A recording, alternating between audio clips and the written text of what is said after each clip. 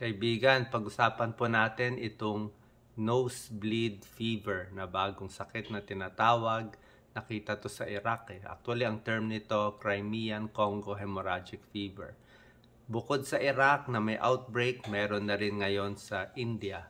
Sa tingin ko, maliit naman ang chance na abot to sa Pilipinas, pero wala namang masama na inaaral natin to, di ba? Para at least alam na natin kung ano tong sakit na to.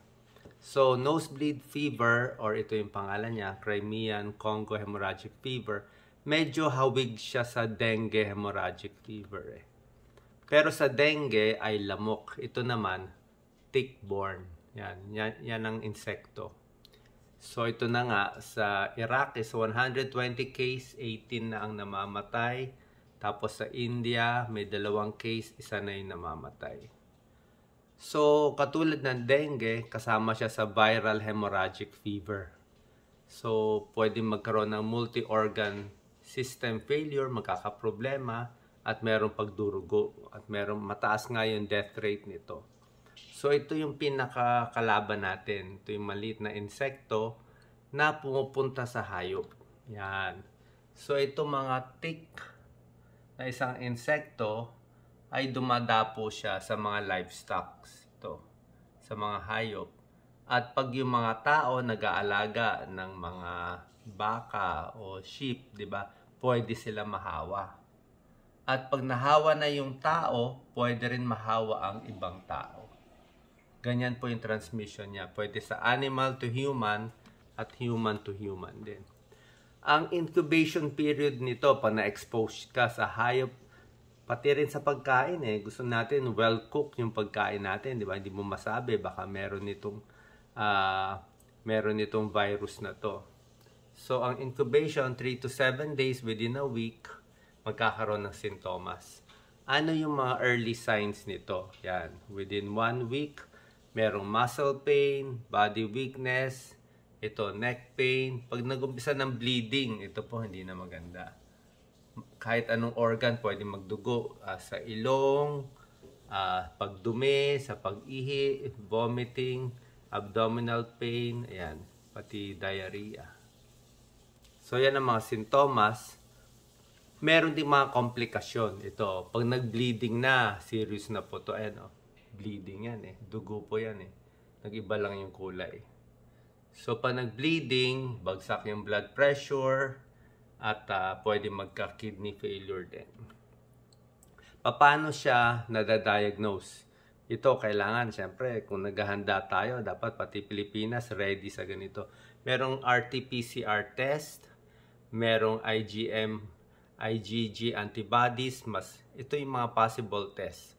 Pero siyempre, pag hindi pa sanay yung bansa natin, hindi pa tayo ganun ka-ready mag-detect nito. Tsaka sa Pilipinas, sa pagkakaalam ko, wala pang nadidetect ng ganitong klaseng insekto eh. Pero possible na hindi lang to nadidetect kasi sa India meron na rin nga eh. So, oras na may makita na ganitong sakit, let's say may hayop na biglang namatay, tapos may pasyente na parang dengue ang dating. So, pag chinecheck yung dugo ng pasyente, dapat ito, strict precautions ang laboratory sa laboratory workers. Paano tayo makakaiwas dito? Okay?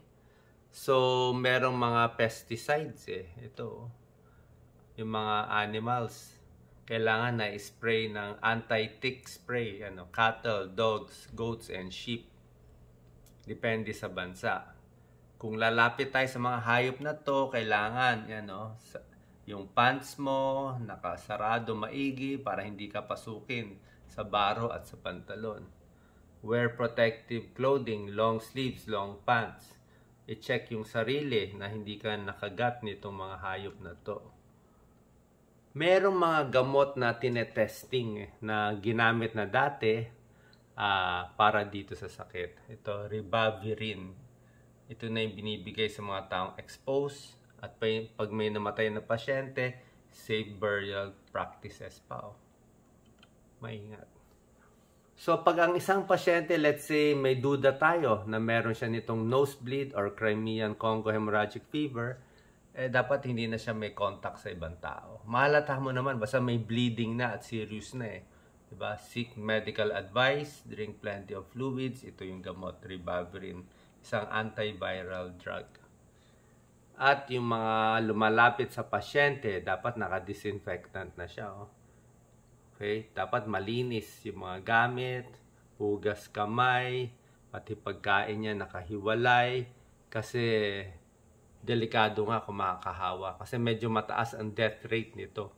Ang death rate sa ibang bansa from 20 to 40%. Yan. Okay? So, dapat alerto tayo sa sakit na to. Sa tingin ko, mali naman ang chance na aabot sa Pilipinas. Binabantayan natin na sa Iraq, sa India, meron pa naman mga ibang bansa, merong ganito. Kaya lang natin pinapansin ngayon kasi biglang dumami yung kaso sa Iraq. Hindi natin alam bakit. At bakit nare-report na rin sa India? Baka sa panahon, baka sa weather, o baka mas aware yung mga tao. Sana po nakatulong tong konting kaalaman tungkol sa nosebleed fever. Salamat po.